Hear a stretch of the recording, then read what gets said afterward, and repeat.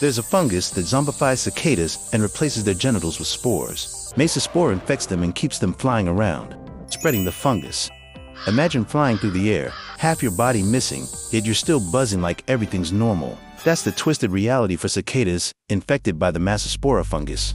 This parasitic puppet master eats away their insides, destroys their genitals, and replaces their lower abdomen with a chalky plug of infectious spores. But it doesn't stop there. Massospora also chemically hijacks the cicada's brain with compounds similar to amphetamine and psilocybin, making them hypersexual and hyperactive.